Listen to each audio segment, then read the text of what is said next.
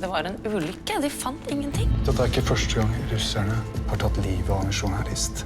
Jeg tror ikke at mannen din døde i en ulykke. Hans Martin, come and work with us. Og det i vår interesse at du tar den jobben. Det fullt klar over det vi ber deg om nå. Det noe helt annet enn det vi har bedt om tidligere. Explain. From now on, you tell me everything, Hans Martin. Pappa! Pappa! Det kommer til å skje noe jævlig svært snart. Vi snart klar til å angripe.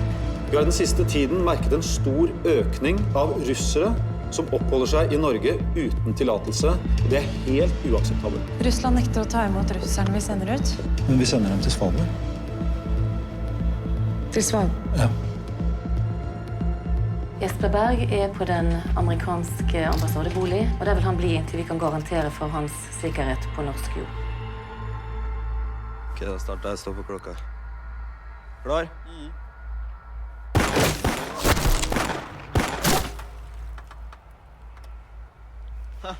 Bra. Jeg næla det. Du skyter ganske bra. Har du skutt mye før? Ikke egentlig, bare på PlayStation. Så du var ikke inne i skarp situasjon når dere fløkte? Jo, men jeg var liten. Husker ikke så mye. Det var mest kjøring.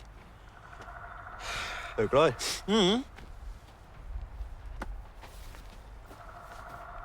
Sånn? Ja.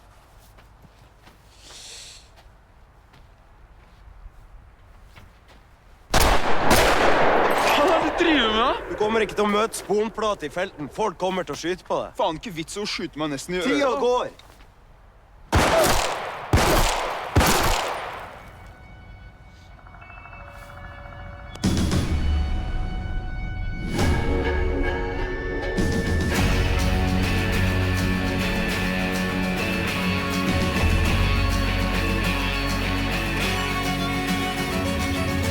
Once you are a sea folk and you sailed upon the sea.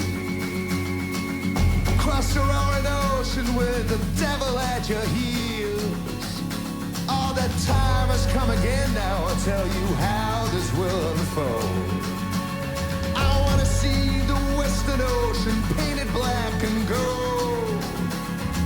Welcome to the seaside. It's been occupied. Bow to the bottom and behold the motherlode of black and cold.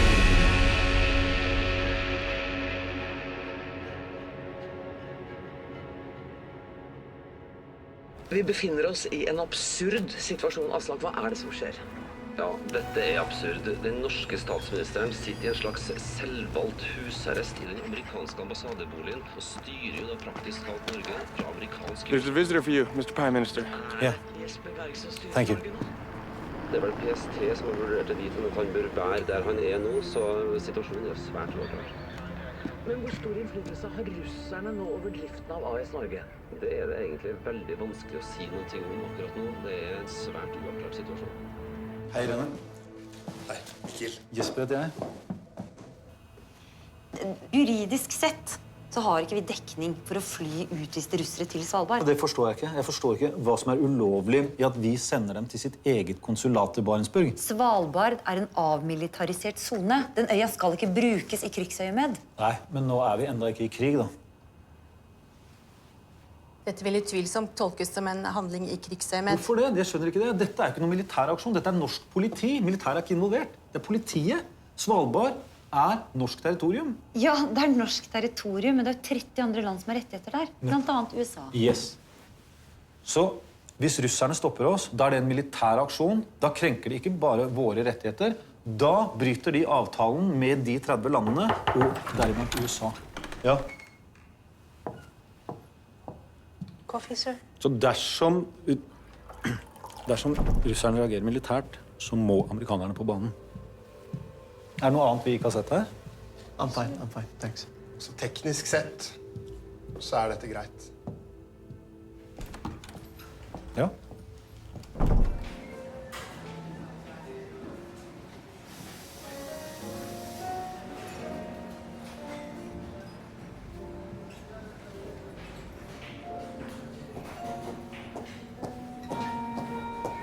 Hei. Hei.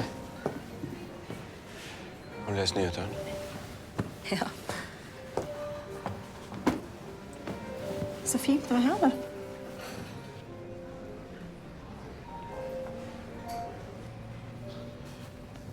Beklager, Hilde.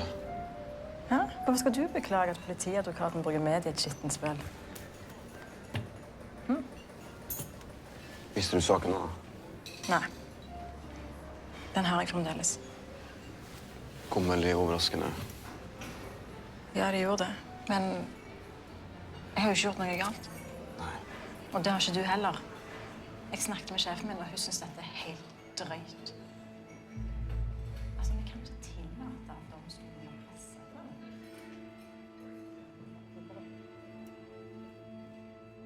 Jeg skal bare en tur på toalettet først.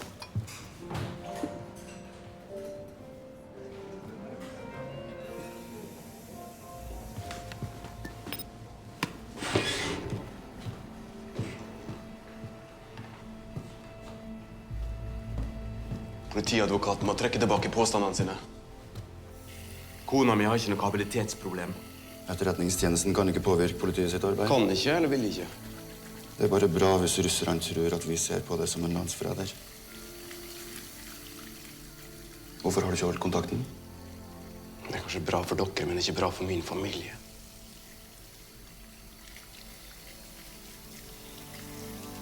Jeg kan avsløre mine egentlige oppgaver for Norge. Hvis du virkelig er så opptatt av hva som er bra for familien din, så lar du være. Vi kan i tilfelle ikke garantere for sikkerheten din. Og du vet jo bedre enn alle hva slags metoder russerne kan tenke seg å bruke hvis de finner ut at du har lurt dem. De torturerer sånne folk som det.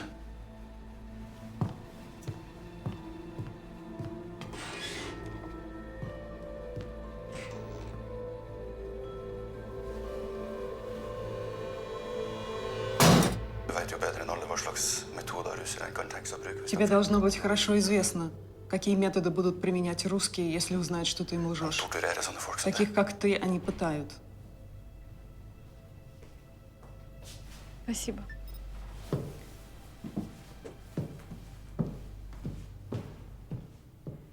What the hell were you thinking? You didn't have to provoke him. You should stay calm. I can't. Don't think I can do this anymore. Yes, you can. You're indispensable to both parties. No. I don't think I make any difference. You and I, we both work very hard to avoid military conflict.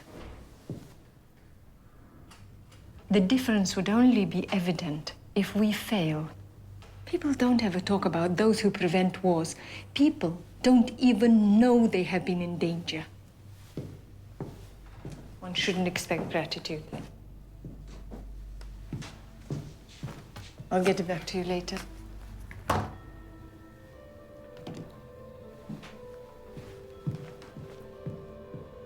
En same innrømmer å ha hjulpet Thomas Eriksen over grensa. Her. Vi vet at Thomas Eriksen lette etter en Maxim Ivanov i Murmansk. Ivanov skulle egentlig jobbet på Viksund, men han møtte aldri opp til jobb. Eriksen møtte han på minnegudstjenesten. Det som er interessant, er at Ivanov sonet en straff i russisk fengsel. Har han rømt? Nei, det er det vi ikke tror. Dette er de omkomne i Viksundbomben. Peter Maschir, Anton Sannikov, Viktor Umsky.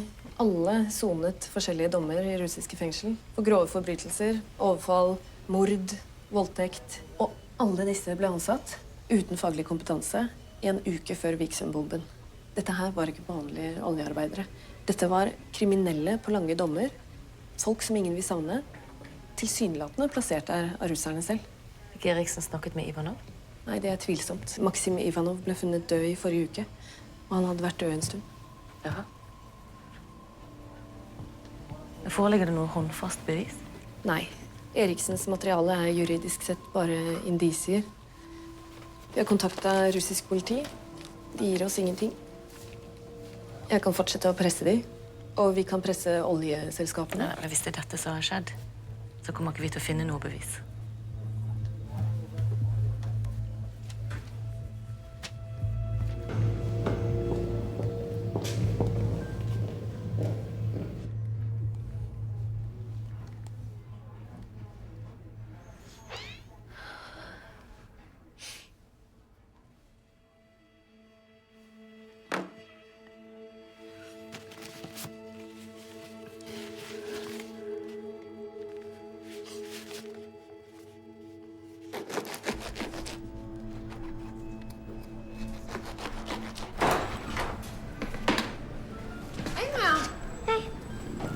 er dere jo.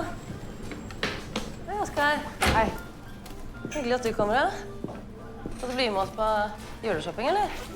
Ja, Petter sa jeg kunne bli med. Ja, klart det. Vil du ha litt mat? Jeg tar kanskje litt. Ja? Jeg har spist pepperkake. Ja, men ta litt ordentlig mat også. Sånn. Vær så god. Skal du kjøpe mange julegaver, eller, Oskar?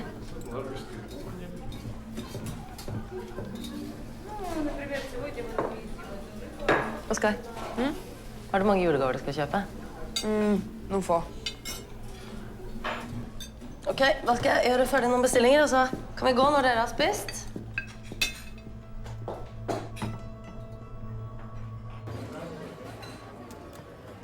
Hei. Begynner dere å bli klare? Jeg tror Petter og Oskar også er klare. Ja. Kan vi dra, da?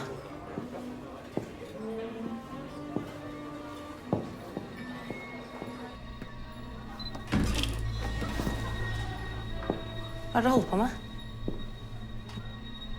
Hæ? Du kan gå ut. Ta med deg Maja. Hva er det dere holder på med? Hvorfor tar dere bilde av bukken vår? Petter, ikke gå nå. Hvorfor tar dere bilde? Hvorfor jobber du fortsatt for de folka? De drepte pappa, og så driver du og fôrer dem.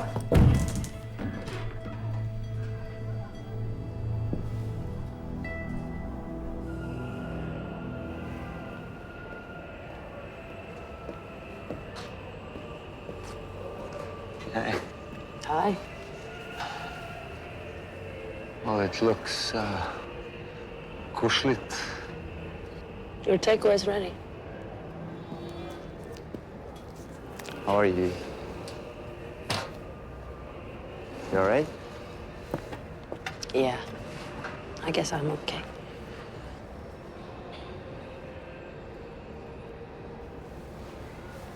You know, Sidorova, my boss, she goes to this spa.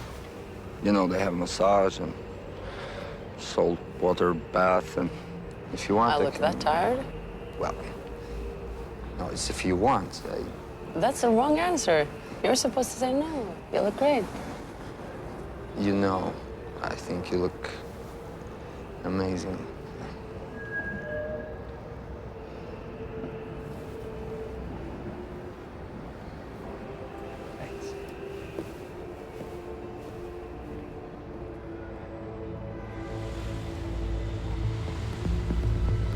Da ses vi i morgen, da.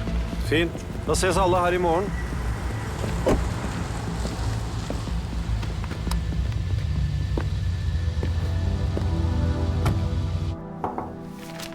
Come on in. Ambassador. Mr. Prime Minister, how's your stay with us so far? It's great. You made me feel very welcome, and your hospitality is, it strengthened my faith in the bond between our two countries. The United States is always happy to help a friend.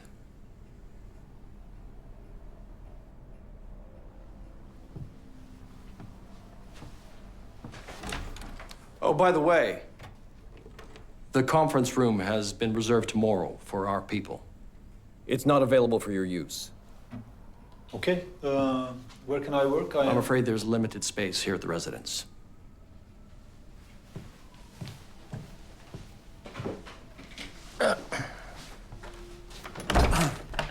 I really hope this has nothing to do with my political activities. Of course not.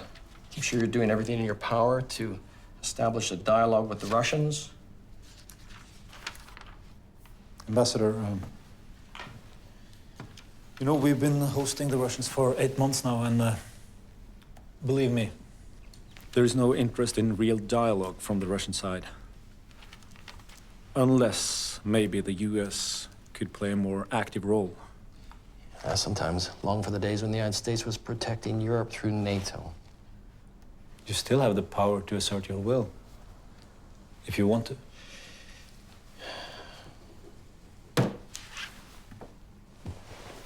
Unfortunately, history has taught us a lesson, and the United States doesn't get involved in conflicts without a winning strategy. I'm sorry, Esper. You cannot exercise politics or provoke the Russians from within these walls.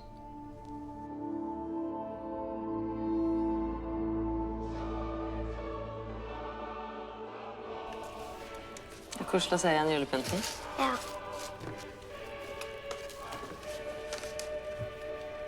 Hvem skal være nisse i år? Kanskje du kan være nisse? Veldig morsomt. Det en terroraksjon som har skjedd, og du på bar, dette ikke mine kilder, fritt Norge. Did Moscow kill its own citizens to prolong Russia's stay in Norway? BBC World News with the latest update on the Vikersund bomb. An investigation by Norwegian police has found evidence strongly suggesting that the Russian government was behind the Vikersund bomb, which claimed the lives of 18 Russian citizens at a Norwegian oil refinery in August of this year. Former BBC correspondent Thomas Eriksson was working on this story when he died 6 weeks ago. Using Eriksson.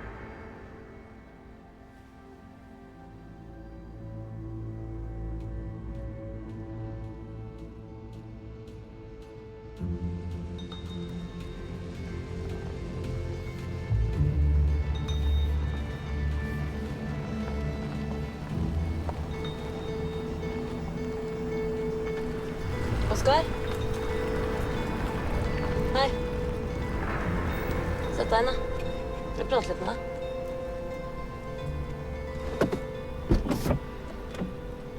Hvem var det som ba dere om å ta bilde av bookinglista mi?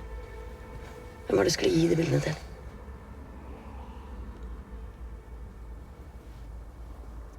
Oskar? Skal jeg prate med moren din?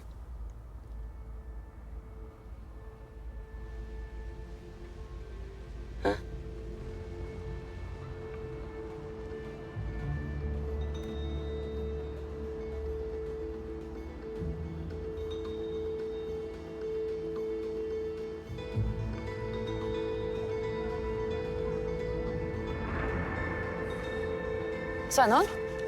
Ja. Hei. Bente, jeg er stemoren til Petter. Ja. Jeg skjønner at det var du som fikk gutta til å ta bilde av bookingoversikten min. Hva sa du til? Du fikk Petter og Oskar til å ta bilde av bookingoversikten min. Nå tror jeg du tar feil her. Jeg vet hva det er du driver med. Jeg aner ikke hva det er du snakker om, men hvis gutter har gjort noe gærent... La meg få gjøre noe. Jeg kjenner dem, de kjenner meg. Jeg kjenner russernes rutiner.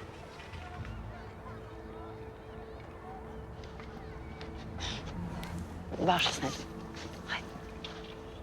Du vet at de akkurat har drept mannen min, ikke sant? La meg få lov til å hjelpe dere. Men gutta skal ut av dette her.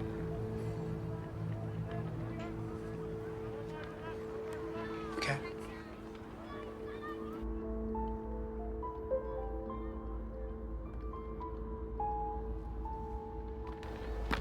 Yes, it's me.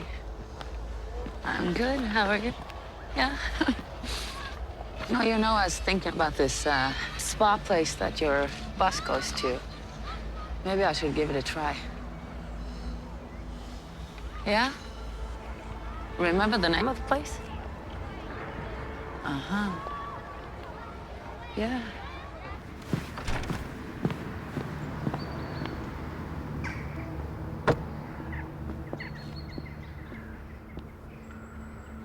Hvorfor i all verden har ikke jeg visst noe om denne etterforskningen?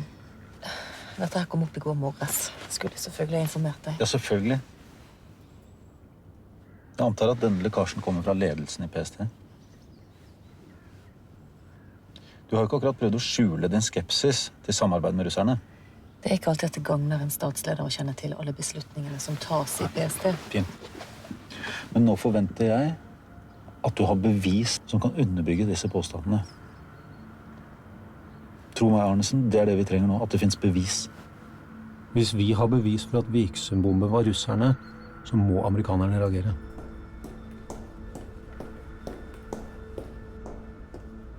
Hei. Jeg har med deg domsavsigelsen. Kunne du printe den ut og tatt den med deg inn i rettssalen? Saken ble utsatt til 12:00. Hva da for? Det var sorenskriveren som meldte det. Men det er jo bare domsavsigelse igjen. Vi var jo enige i går. Jeg er enig i prinsippet at media ikke skal påvirke våre prioriteringer, men jeg er bare ikke lenger så sikker på om selve saken gagner deg. Hvorfor ikke det? Politiet vet de har en helt håpløs sak. Russeren er jo ikke her ulovlig. Han har jo alle papirene i orden. Problemet er at politiet utnytter din sårbarhet. Fordi at du er gift med en som jobber for russerne. Men det har jo ikke endret seg siden sist vi snakket.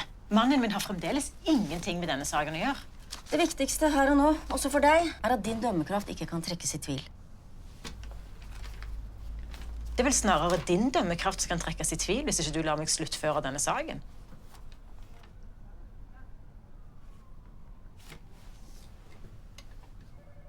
Jeg ser hvordan dette opprører deg. Og det alene er en god nok årsak til at du skal trekke deg fra denne saken.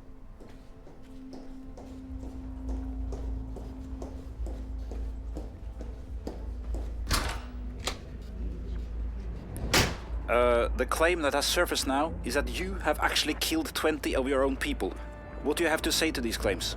No one supports these ridiculous claims. Because simply there is no evidence to support them. Media has been cynically manipulated by the pro-resistant elements within the Norwegian police. Den russiske ambassadøren mener altså at motstandsfolk kan... Min tur å bestemme. Ja, ok, men vi har dårlig tid, så vi skal gå snart.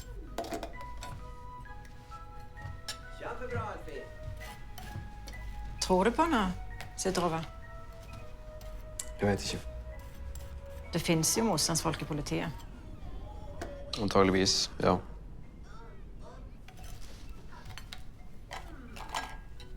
Vet du noe, eller har du snakket med den? Voldsomt så interessert du var i den saken her, da.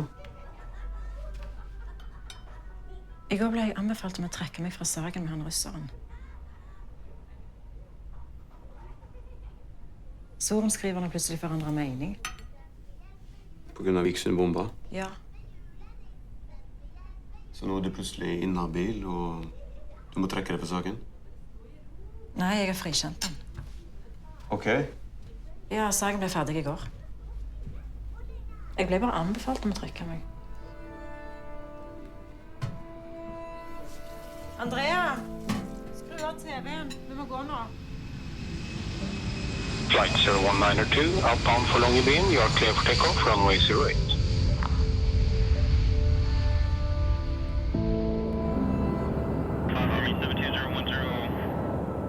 Da har flyet passert Bjørnøya. Fint. Alt er klart hos sysselmannen. Ja da, der er den.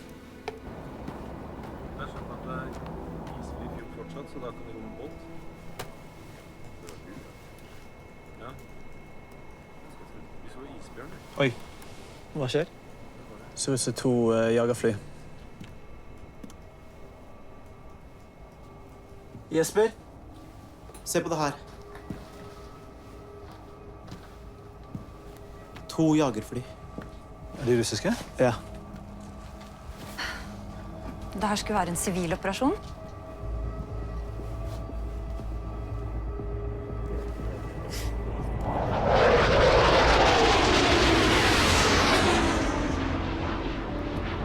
Skal jeg kalle flyet tilbake? Vent litt. Okay. Mr. Prime Minister, a word. A minute. Russerne skyter ikke ned et fly med sine egne. Vent litt. Piloten lurer på hva han skal gjøre. Avvent. Avvent. Yes? I told you specifically not to provoke the Russians. Yeah, things have changed now. Is that what I'm supposed to tell Washington?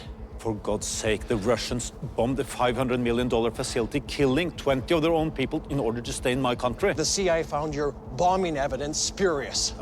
We both know that's true. They did it. You may sit on your moral high horse, Mr. Prime Minister, but do not think for a minute that Washington values its relationship with Norway any more than the Russian Federation. You know you're upset, but this is not the way forward. Jesper, vi trenger deg her inne. Ja. The Russians will not allow that plane to land. Okay, so if they blow up another 200 of their own countrymen, maybe it won't be so hard for the US to take sides.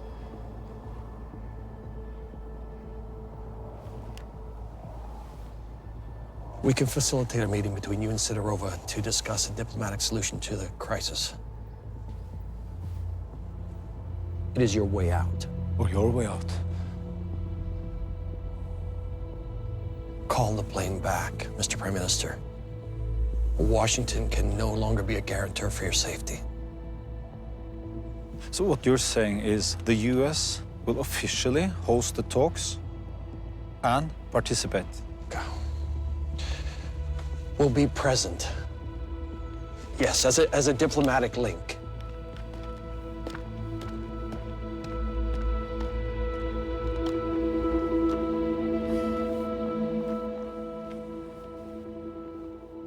Kall flyet tilbake. Snu flyet. Amerikanerne med. Sidorova kommer hit.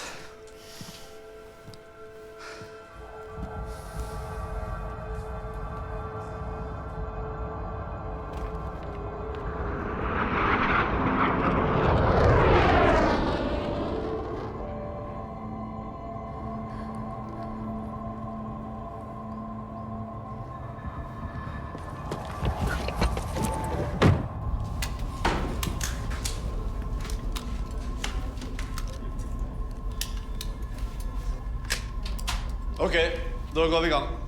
Iverksett operasjon Snøfritt.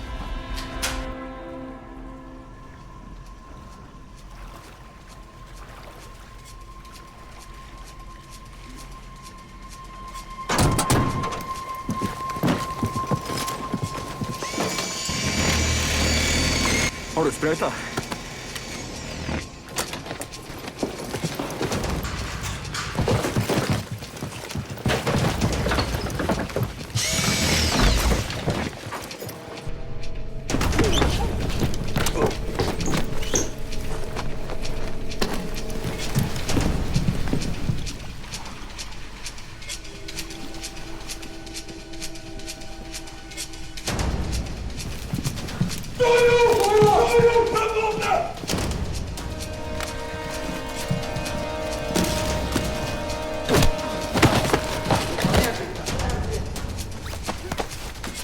Hands. Your hands.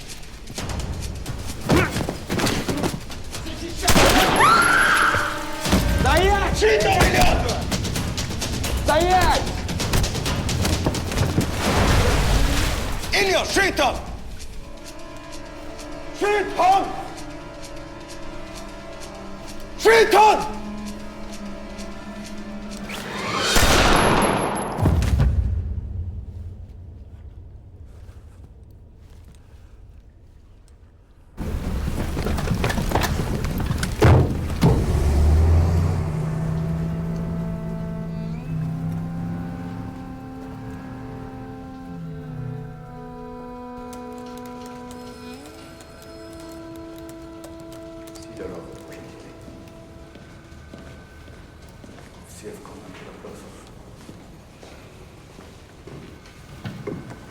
What's happening? Who would be capable of kidnapping Sidorova? She's been kidnapped. Make me a list. I need more information. Stay here.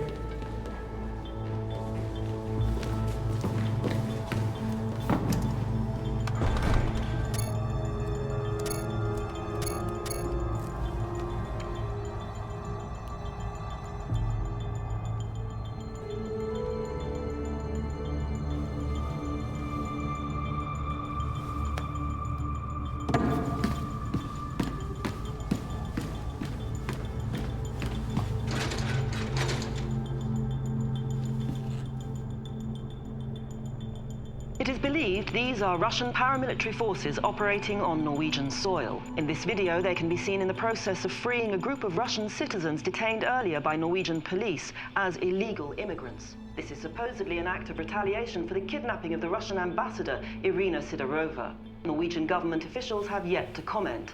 They seem to be awaiting a response from Prime Minister Jesper Berg, who is currently So these actions, are they authorized by the Kremlin? There's been no clear indication. But surely they must understand that this kind of aggression is really threatening the stability in the country. Yes, it is.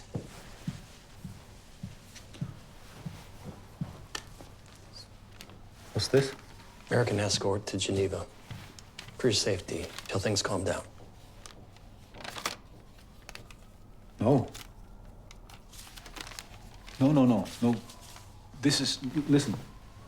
This country is now in the midst of the worst crisis since the Second World War. I cannot leave. I'm begging you, please. Really, I cannot leave this country. I'm sorry. I'm sorry you feel that way. Listen to me. We're going to find Sidorova. We're going to find her soon, and we're going to hold those talks. Trust me. I need to write a statement. Эти люди имеют право находиться здесь. Норвежское государство и полиция начало охотиться на невиновных русских. Норвежское законодательство даже не имеет права задержать этих людей. Det han du frikjente i går, ikke sant? Dette her jo helt absurd. Han var tydeligvis en av de som var med å slippe løs russerne på Trandum.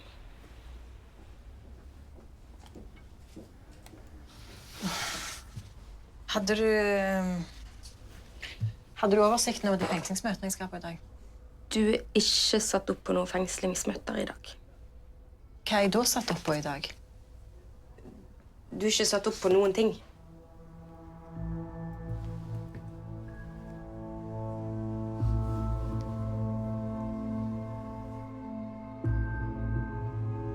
Politiet skal nå ha en eneste oppgave.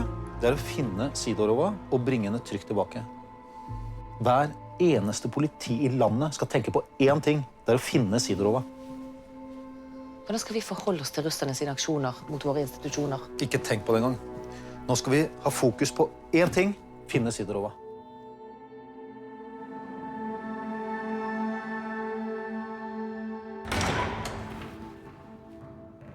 Hva skjer? Jeg skal få deg ut. Det er ikke lenger trygt for deg her. Det er jo helt idiotisk. Jeg kan jo hjelpe dere å finne henne. Jeg vet, men Gusev stoler ikke på deg. Nå er det han som har kommando.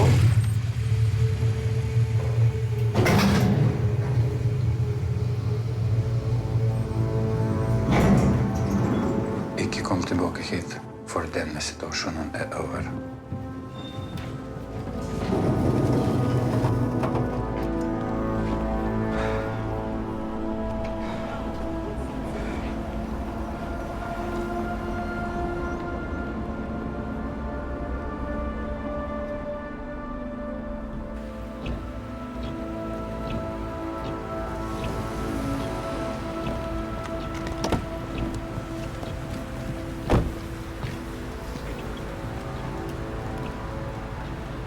Ingrid, vær så snill, gi meg 5 minutter.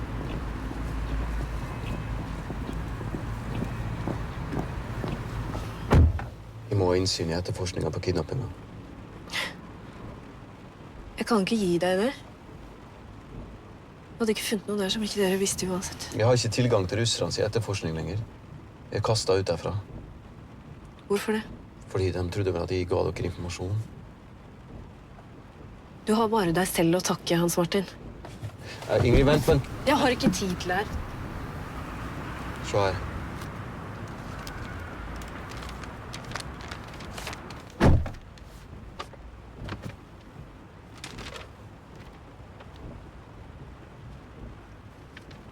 Se hva som skrev under.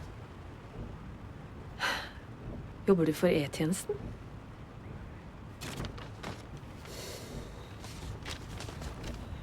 Jeg må ha hjelp.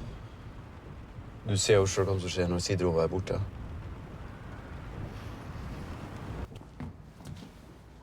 Hallo? Hei, Petter. Har du glemt noe? Hva har du sagt til Sveinung, egentlig? Sveinung? Han fotballtreneren. Jeg har ikke sagt noe til han. Jeg vet at du har snakket med han. Oskar ringte, og vi får ikke være med på møtene lenger. Du jobber jo faen meg for russerne. Du bryr deg jo ikke. Det gjør jeg. Drit i å blande i hva jeg driver med. Det kan jeg ikke. Jo, for du er ikke mora mi, og faen ikke stemora mi heller. Disse 4 har hatt mye kontakt med hverandre i det siste. Særlig 2 av de er nylig rekruttert inn. Og det kan virke som at de har et behov for å bevise, eller at de er villige til å offre noe. Vårt hovedfokus bør være på denne selv. Jeg kan sende det videre til Kripos, sammen med den tekniske gjennomgangen. Det er ikke nødvendig. Jeg tar meg av det, så du kan bare sende meg over det du har. Så da tror jeg vi er ferdig her.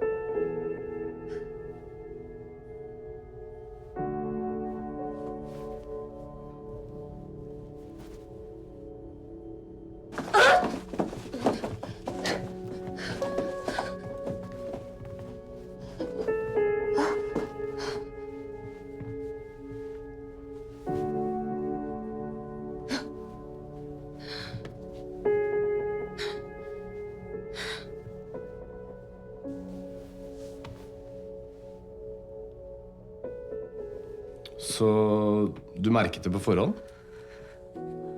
Ja. 2-3 minutter før. Og det var bare ett anfall? Ja. Sånn. Takk. Du må begynne å vurdere hvordan du gjør ting fremover. Du kan ikke fortsette å være her alene, og du kan ikke fortsette å jobbe. Hva mener du med det? Vi må legge deg inn på sykehus og fortsette med lindrende behandling der.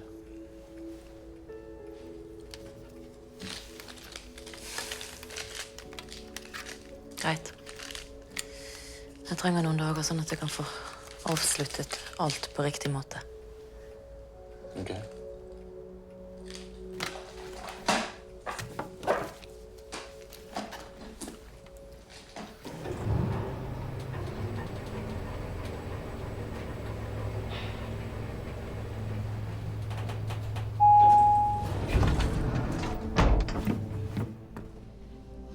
Hva det Wenche driver på med? Jeg skjønner ikke fokuset her. Jeg vet en hel del om Fritt Norge, og det her er jo sympatisører. Ingen av dem her er kidnappere. Hvorfor har dere ikke bare fulgt opp Stefan Christensen? Jeg har jo rapportert han som mistenkt. Men ingen har avhørt familiemedlemmene hans. Terrorberedskapen er hevet til rødt. Hva skjer? Russerne har inntatt Gardermoen. De har stengt luftrommet.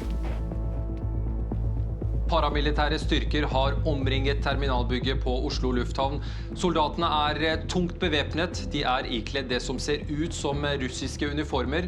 Vi får også inn ubekreftede meldinger om at militære kjøretøy har inntatt flyplassen, som nå er stengt for all trafikk. Og statsminister Jesper Berg skal etter planen tale til nasjonen.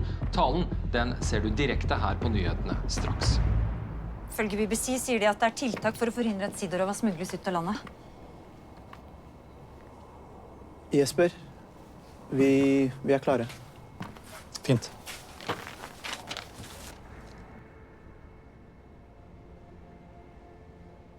Kjære alle sammen. Kjære alle nordmenn. De maktdemonstrasjoner vi opplever fra russiske styrker i dag, er helt uakseptable. De er grove brudd på norsk suverenitet. De krenker vår frihet. Vi har forsøkt å være imøtekommende. Vi har søkt diplomatiets vei. Men nå er det slutt. Nå er det tid for motstand. Jeg har aldri villet møte Russland i en åpen militær konflikt, fordi det er en kamp vi er dømt til å tape. Men jeg forstår den engstelsen dere nå føler. Jeg hører dere spør, hva kan vi gjøre? Vi skal gi dem motstand, men ikke med rå makt. Vi skal bruke våre hoder og våre hjerter.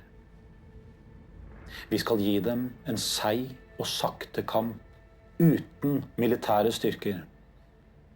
De skal møte et folk som er sviktet av sine venner, men som aldri skal svikte hverandre.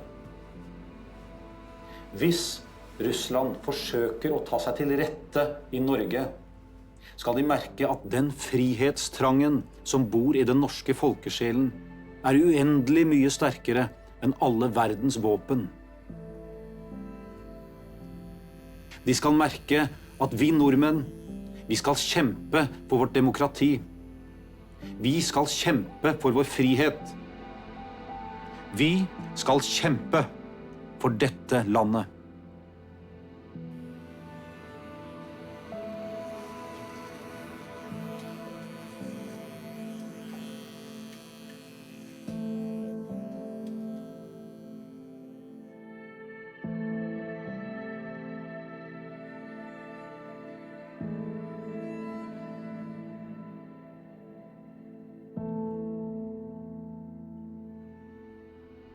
Ok, gutta. Da bryter vi opp og flytter på oss. Taule, Finstad, dere er fangene klar til transport.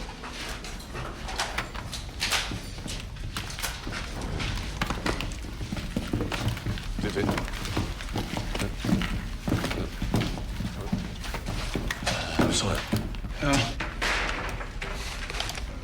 Jeg skjønte at det oppstod en situasjon, denne oppdraget. Det gjør ingenting. Det går helt fint. Det er ikke lett, dette her. Og det skal ikke være lett. Du klarer dette her. Jeg vet ikke. Jo da, jeg vet. Jeg vet at du klarer det. Du har en grunn til å hate disse folka. De drepte far din. Så. Gå og ta deg.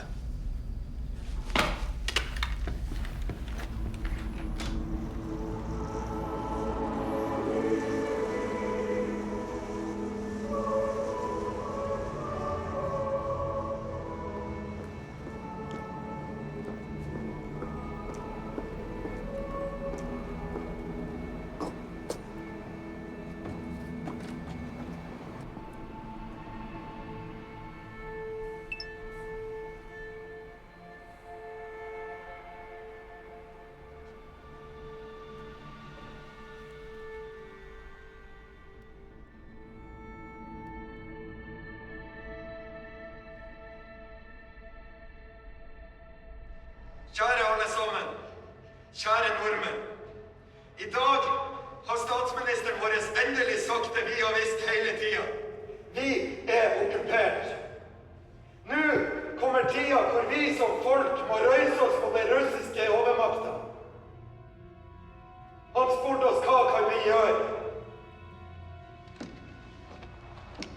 Vi har som vår krigsfange den russiske slangen som prøver å ta over landet vårt. Vi kommer til å drepe henne hvis vi ikke ser at russerne starter sin tilbaketrekning inn i et døgn. Vi